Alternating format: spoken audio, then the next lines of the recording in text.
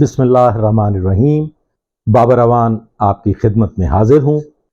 ہمیں آج ایک ایسے ادارہ کے بارے میں بات کرنی ہے کہ جو بے شمار قربانیوں، بے شمار شہادتوں کا امین ہونے کے باوجود بدنامی کا سامنا کرتا ہے اور جگ ہنسائی ہوتی ہے۔ اتنی شہادتیں، اتنی بہترین کارکردگی کے باوجود پولیس ڈپارٹمنٹ، جی ہمیں بات کرنی ہے پولیس ڈپارٹمنٹ پہ، تو پولیس ڈپارٹمنٹ کیوں مسلسل تذلیل کا سامنا کرتا ہے اور اس میں آٹے میں نمک کے برابر گندے انڈوں کو پورے ڈپارٹمنٹ کی گندگی کیوں تصور کیا جاتا ہے، اور بے شمار شہادتوں کا امین ہونے کے باوجود پولیس ڈپارٹمنٹ کو وہ پذیرائی حاصل نہیں ہوتی جو ان فیکٹ جس کے وہ حقدار ہے۔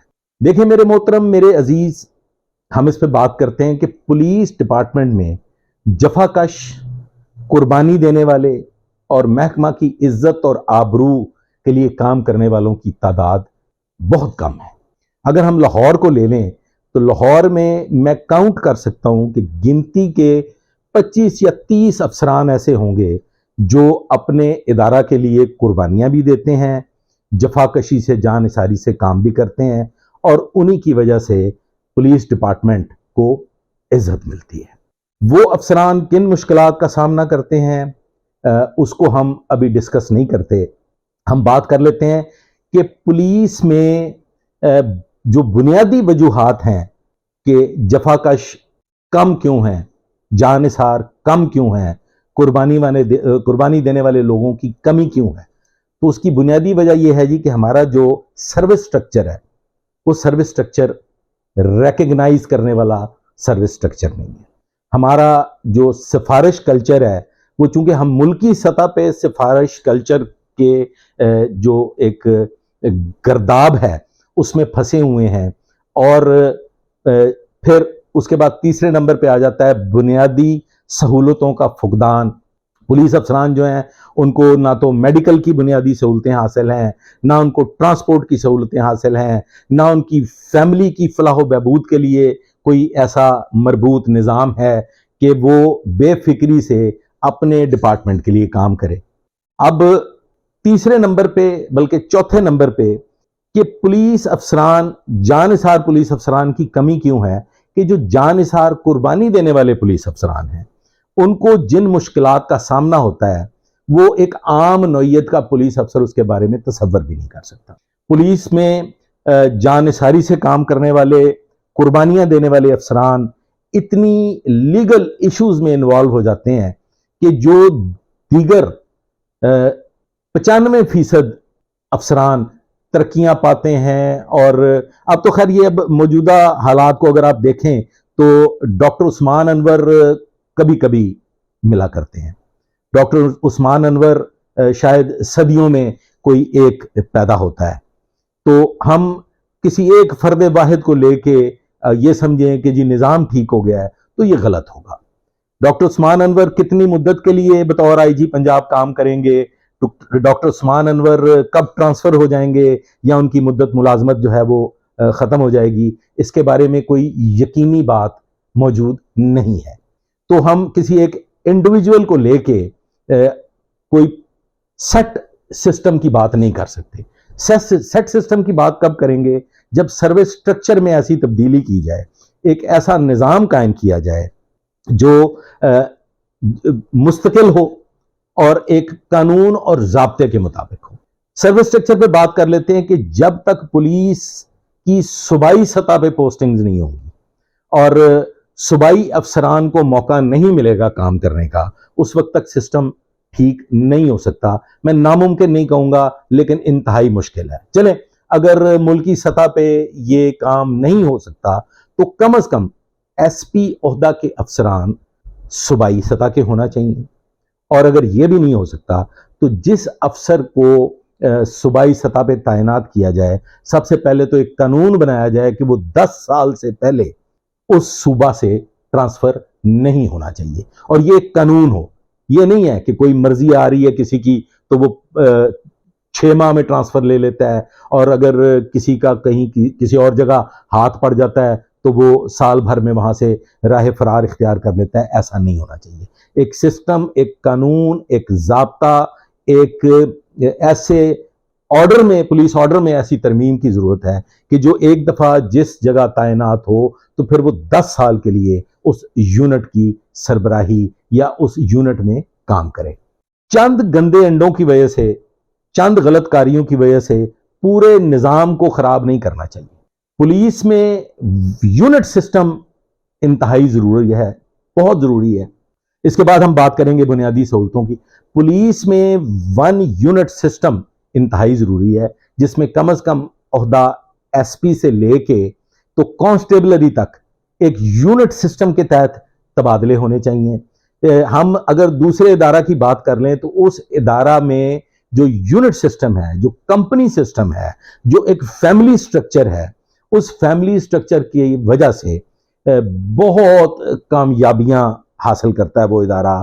اس میں جو یونٹ ہے، وہ یونٹ ایک دوسرے کی فیملی کی پرابلمز کو سمجھتے ہیں.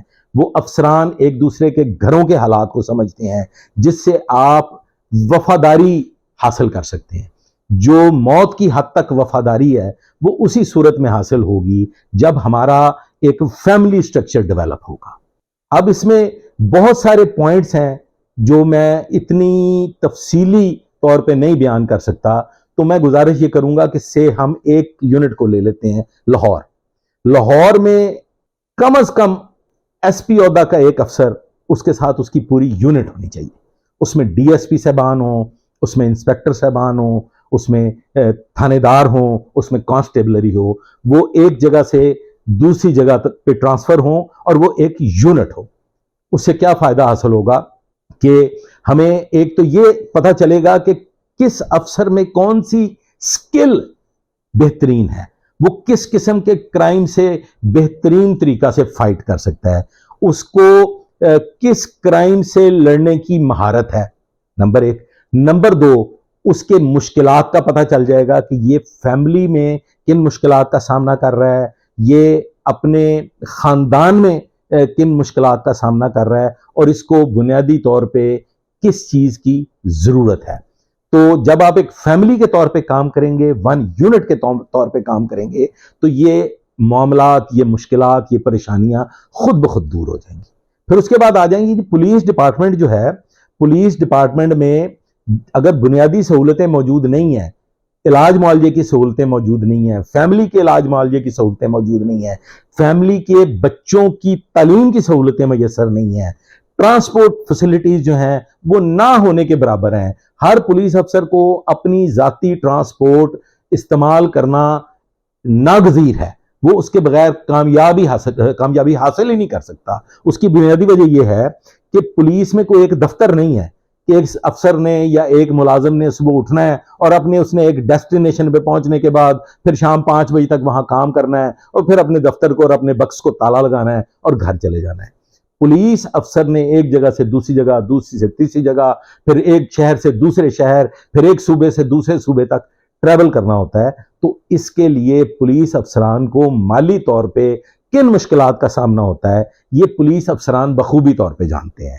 عوام الناس کا اس سے کوئی تعلق نہیں ہے. میں یہ سمجھتا ہوں کہ عوام الناس کو، پبلک ان جنرل، سب کو یہ علم ہونا چاہیے کہ پولیس افسران اپنی تنخواہ کا ایک بڑا حصہ اپنی ٹرانسپورٹ پہ، اپنے علاج معالجے پہ اور اپنے اوقات کار کو مینٹین کرنے کے لیے خرچ کرتے ہیں، اور ان کے پاس ایک بہت تھوڑی اماؤنٹ بچتی ہے جس سے وہ زندگی کی آسائشیں، زندگی کی بنیادی ضرورتیں پوری کر سکتے ہیں، جس میں کھانا پینا. ایک دیسی جٹکی زبان میں یہ عرض کر دوں کہ پولیس افسران کے نہ پوری زندگی بچے خوش ہو سکتے ہیں، نہ وہ خود ذاتی طور پہ خوش ہو سکتا ہے. نفسیاتی مسائل کی بنیادی وجہ جو پولیس ڈپارٹمنٹ میں بدرجہ اتم موجود ہیں، اس کی بنیادی وجہ بھی فائنینشل کمزوری ہے کہ پولیس افسران ہر وقت گنتی میں پڑے رہتے ہیں کہ ادھر سے بچا لو ادھر خرچ کر لو، ادھر سے بچا لو ادھر خرچ کر لو. اور پھر جو آٹے میں نمک کے برابر گندے انڈے ہیں وہ بھی اسی وجہ سے پیدا ہوتے ہیں. وہ انڈے بھی اس لیے گندے ہو جاتے ہیں کہ وہ اپنے آپ پہ قابو نہیں رکھ سکتے، وہ بچوں کی بنیادی ضروریات کو پورا کرنے کے لیے پھر ندی میں بہہ جاتے ہیں، اور پھر جب ندی میں بہہ جاتے ہیں تو پھر ان کی واپسی ممکن نہیں رہتی۔ ممکن ہے کہ پولیس کے سٹرکچر کو کم از کم اولین سطح پہ یونٹ سسٹم بنا کے ایک فیملی ڈیولپ کی جائے، اور وہ فیملی ایک دوسرے کی مشکلات کو سمجھ کے ایک دوسرے کی وفاداریاں حاصل کر سکتی ہے۔